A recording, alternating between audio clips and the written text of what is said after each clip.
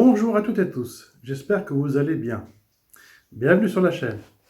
Dans cette nouvelle vidéo, nous allons aborder ici le plan de relance européen de 500 milliards d'euros par un emprunt mutualisé au 18 mai 2020.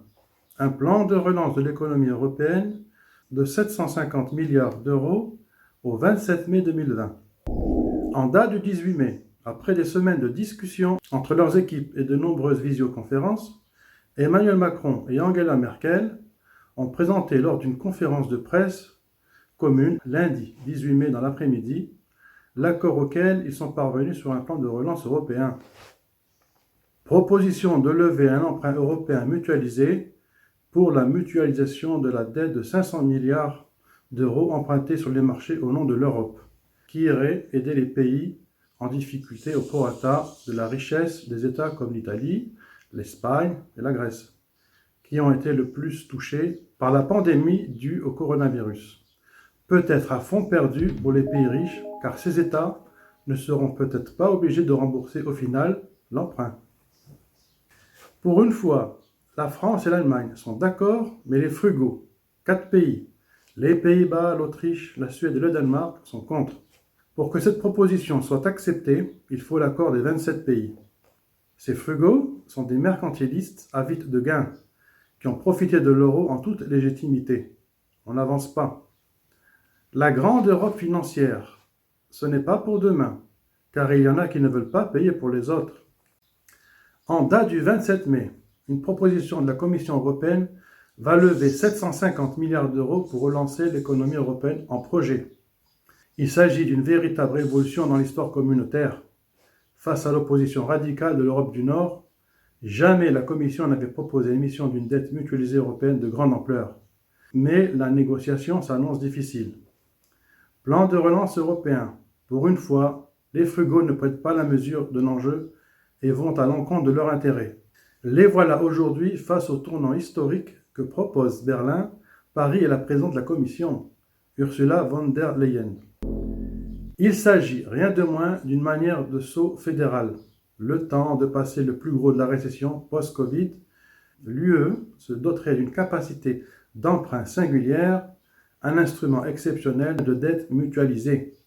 À charge pour la Commission de collecter des ressources propres pour en assurer le remboursement, sous forme de taxes diverses.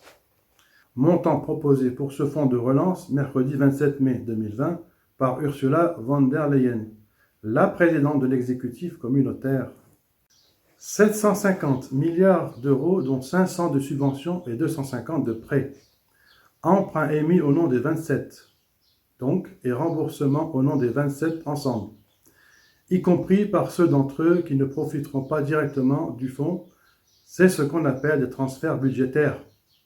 Les plus aisés aident les moins fortunés. L'UE met à la disposition de ses membres, et notamment des plus visés par la crise économique et sociale qui s'annonce, des montants d'aide que la plupart d'entre eux seraient seuls bien difficiles à réunir. L'histoire retiendra que l'Allemagne est au rendez-vous à ce moment clé de l'aventure européenne, ce qui est rare. Les 4 frugaux ont d'abord dit non. Aujourd'hui, ils hésitent. Ils veulent bien un emprunt collectif, mais principalement pour distribuer des prêts, pas des subventions, remboursables par les bénéficiaires. Il ne faut pas s'y tromper. Les frugaux sont de bons Européens.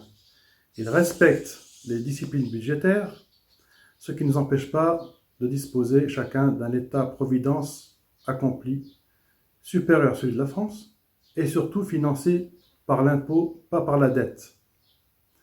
Ils laissent peu de leurs ressortissants au bord de la route. La Commission prévoit de commencer à payer ses dettes en 2028, et ce, jusqu'en 2058. Pour cela, soit on augmente les contributions nationales des 27, soit on réduit les dépenses européennes, soit on trouve des ressources propres à l'Europe, ce qui est ma solution préférée, a développé Mme von der Leyen, en évoquant la possibilité d'instaurer une taxe digitale ou de récupérer une partie des recettes générales par les droits d'émission de CO2. Un pan du budget européen ne dépendrait plus des États et la Commission lèverait elle-même des impôts. Une révolution, là aussi, dont les pays du Nord ne voulaient pas entendre parler jusqu'ici et sur laquelle l'Allemagne a également donné des signes d'évolution. Nous verrons bien l'évolution de cette proposition d'ici l'été. Nous arrivons en fin de cette vidéo.